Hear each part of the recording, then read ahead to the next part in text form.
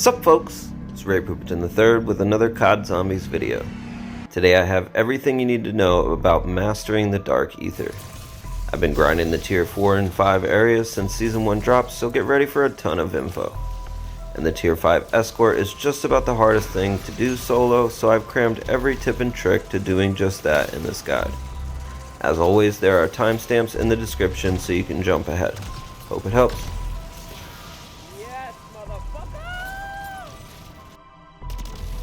First off, in order to start the Dark Aether portal Easter egg, you must first beat the Act 4 mission and Worm boss. If you need help with that, check out the guide on screen now. Then you must complete a small Easter egg using the golden diary you get from Act 4 and 3 other items found in Urzikstan.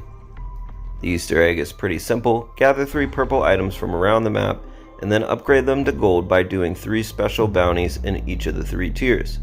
Once you have all 4 golden items, you place them on their corresponding pedestal, a mega bomb spawns, you kill that beast, and the Dark Aether portal is unlocked. So bring that diary in. If you're running co-op, be sure to just bring 1 in case shit hits the fan. Otherwise, you'll have to beat the Act 4 worm again to get another. Also bring in a Deadwire mod, Brain Rot mod, and Molotov or Thermite if you have them. To get the surveillance camera, you must equip a weapon with the Deadwire mod and shoot one of the harvester orbs around the map. I use an interactive map on WZGG Hub that allows you to disable all other pins but the ones you need. Here are all the harvester orb spawns. Once you find one, shoot it with your Deadwire gun and it will turn yellow.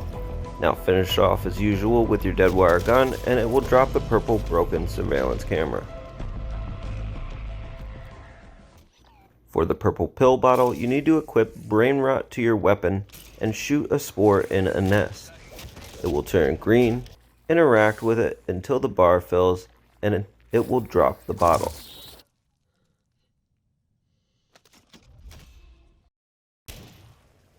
This one's simple. Find a doghouse, put a Molotov or Thermite inside where you'd put the meat for the friendly dog Easter egg, defeat the dog that spawns, and out comes the collar.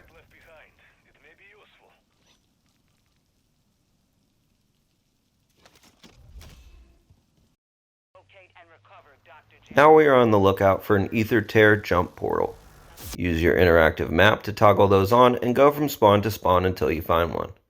Once you hit a jump, you will see colored rifts. Go through the rift for the item you possess and a purple bounty will spawn. The pill bottle goes to the green tier 1 portal and its bounty will spawn a mimic. The surveillance camera goes with the yellow tier 2 portal and will spawn a disciple.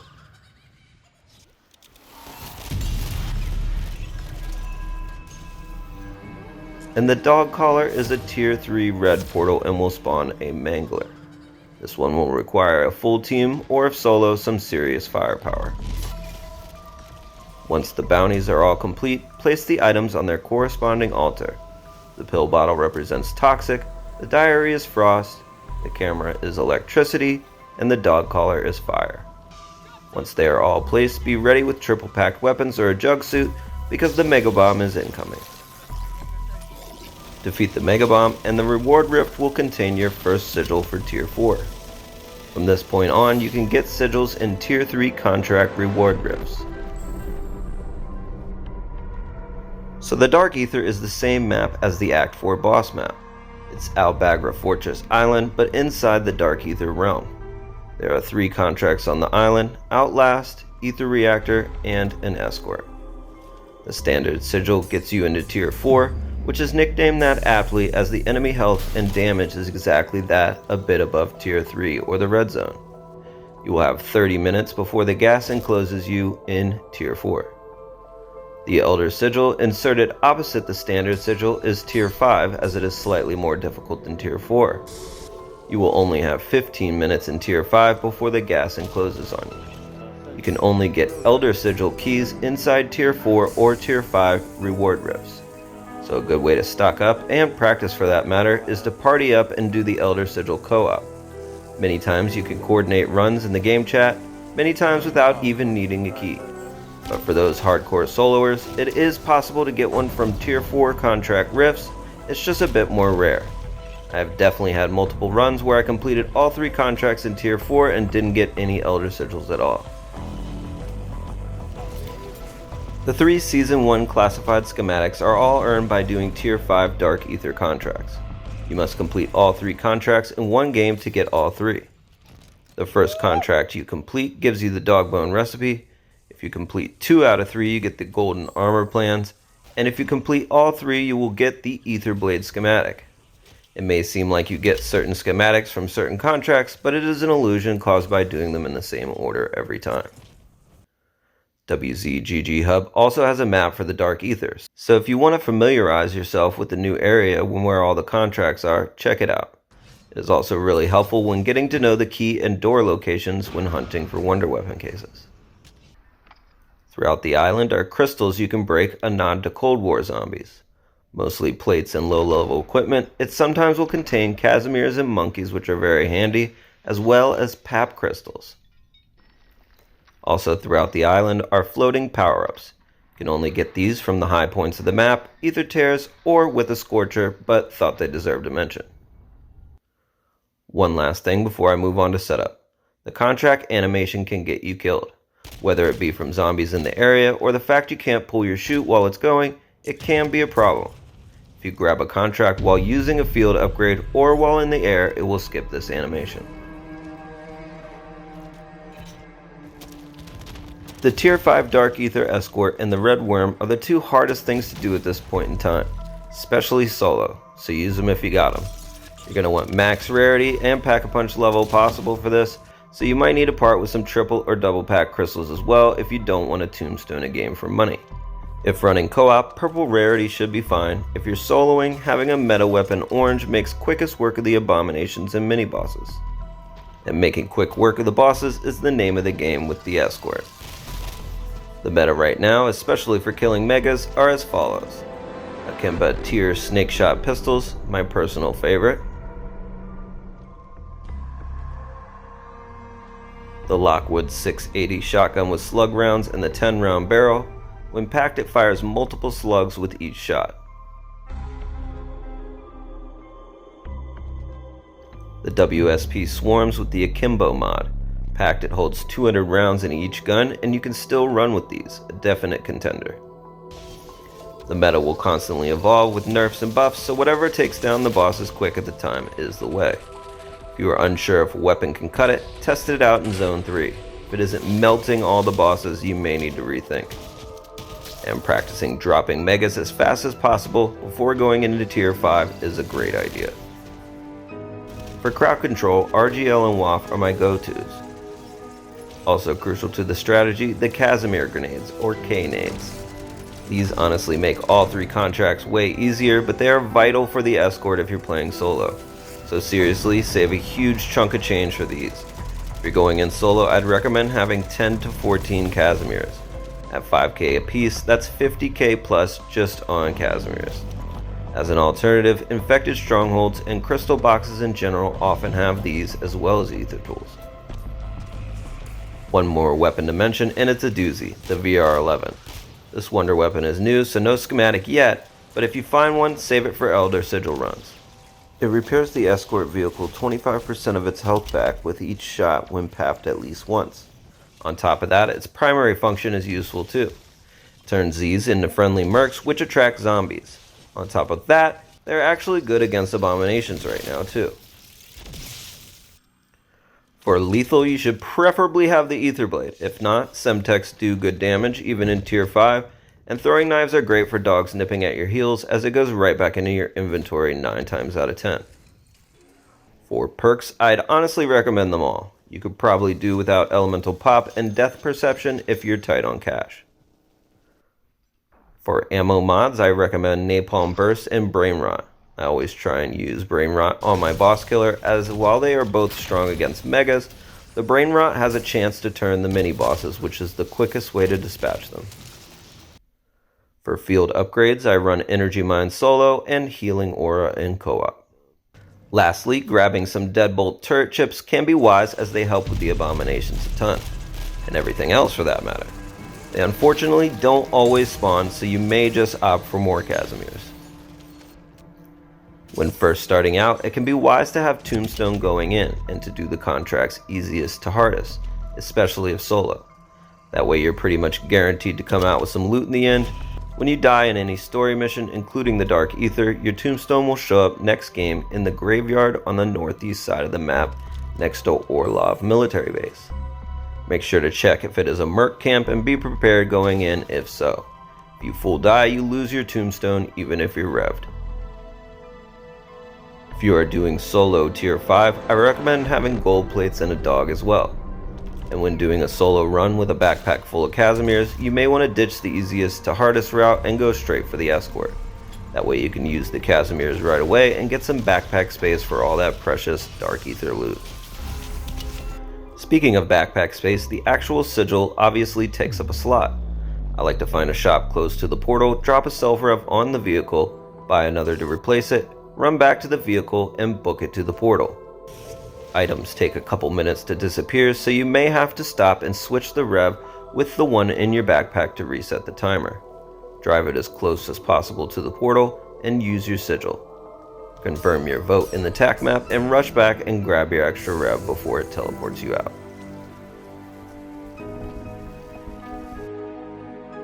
You start the Outlast from the bus down south. You can get there quickly and safely using the underground passages. When you reach the nest, run straight into the corner, right, and then through the first door on the left. Make your first left and then a right after you go through the door. Note the key on the crate and grab it if you have room in your inventory. More on those keys and the wonder weapon cases they protect later. Come out the door and make a right on the road. After the bathrooms, the bus is on the left. The Outlast is easily handled with a single RGL, so if you're running co-op, have at least one person bring that. If you're running solo, make sure you bring either that or a Wonder Waff. A crowd control weapon is essential for all three contracts. I prefer the RGL, but beware, the RGL will blow up your personal sentry guns in a hurry. Having an ether blade or energy mine can help here as well. The RGL, even orange, will knock down tier 5 enemies but will not kill in one shot. Honestly, best not to waste orange tools on it. Popping out an ether blade to fill your field upgrade quicker and then covering reloads and mini boss spawns with the energy mine works very well.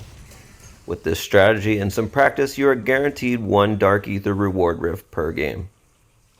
Also worth a mention, in a pinch, the Outlast room can be trained to some effect. Run a figure 8, taking advantage of the fact you can mantle the staircase when necessary. It gets a bit hairy on the drop down with zombies coming from both sides as well as below, but as I said, in a pinch it can get you through.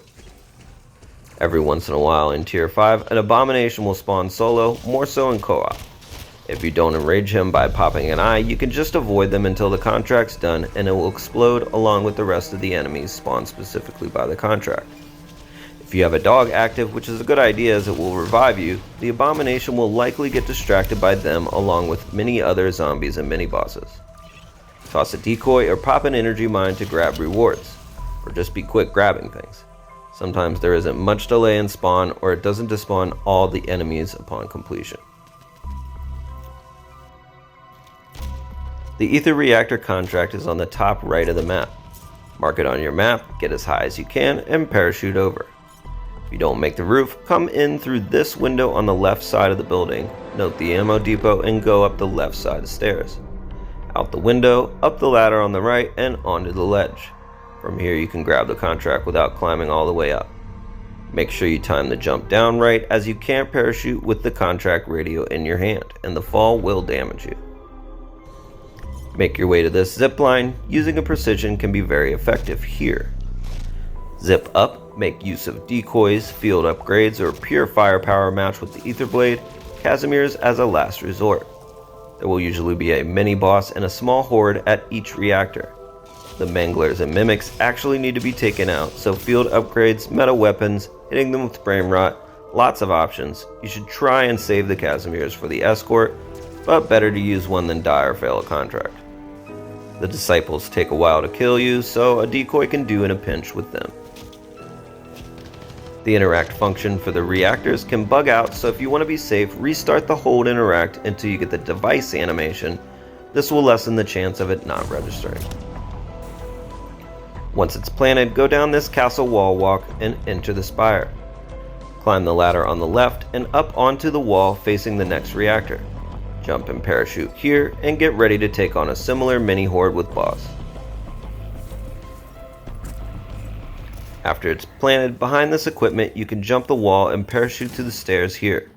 Climb up and hang left, into the spire and up the ladder on the right. On the other side of the dome in the center is the final push. Rinse, repeat, and claim your rewards.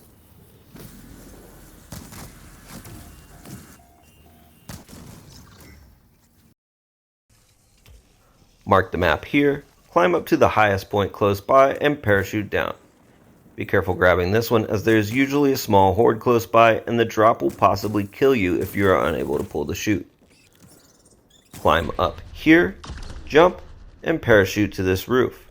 In the tier 5 Dark Aether there will always be an abomination here. Obviously you'll want to take it out before you start the escort. If someone has a jug suit, this is a great place to toss it. You can also get on this next roof and the Mega will be unable to charge you, forcing it to just spam its laser attack, which exposes its mouth.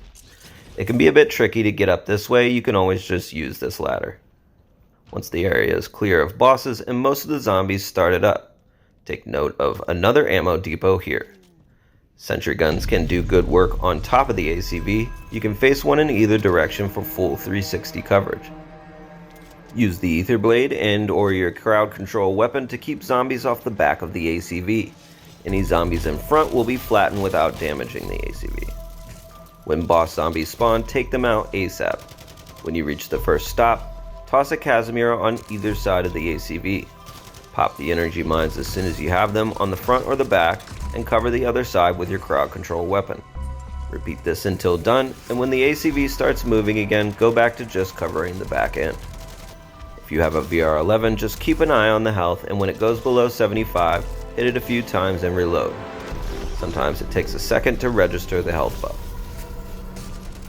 If you see a turret at any stop and have a chip, toss a K-nade or two by the ACV and pop it in. Just be sure to save one for the third and final stop as it is by far the most difficult. In tier 5, after the second stop is complete and you come under this bridge, there will be 2 megas. One far down the road on the left, and another on the left up the street that's much closer. Try and focus on the closest one. Use your meta boss killing gun and try and take off his 3 mouths. Once they are gone, the mega explodes. Once that one's down, focus on the next, keep tossing Casimirs near the ACV, and then focusing fire on the bosses. If there's a turret at the third stop, same deal, toss some Casimirs to protect the ACV and pop that bad boy on. If not, just put everything you have into protecting the ACV. This is by far the hardest contract, and if you've got any contracts left to do, your primary weapon should cover it. If you have a VR11, it's honestly easy. You don't even have to kill the last mega. Just keep shooting the ACV every chance you get, and you should be good. Once you're done with the contracts, if you have time and want some weapon cases, think about finding some keys and opening their doors. These loot rooms contain 3 possible wonder weapon cases, the Wonder Waff, the ray gun, and the Scorcher. I like the Waff a lot, so I always look for that one. This is obviously going to be much easier to pull off on tier 4 where you have a full half hour as opposed to 15 minutes, and the zombies are less of a threat. The officer quarters is in the building where you do the Outlast by the Pack-a-Punch machine. From the pack machine, go up the stairs on the left, up the stairs inside the room in the corner, and left out into the hallway. Here is where the officers' quarters are located. You can see inside to see if there's loot you want. This is true for all rooms with depth perception.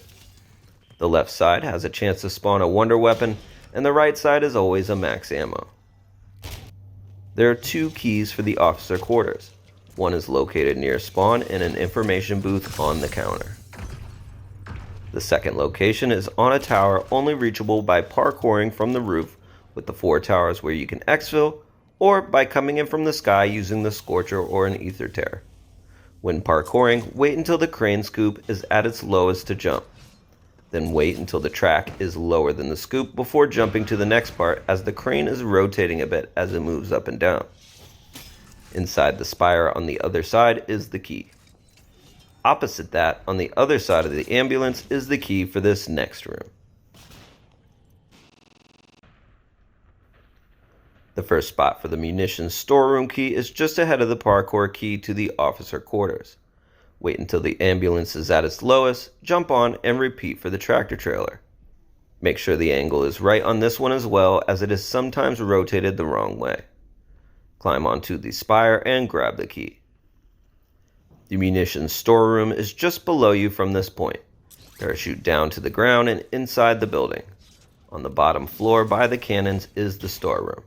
The left side could spawn a wonder weapon case, and the right side will always have an insta-kill power-up.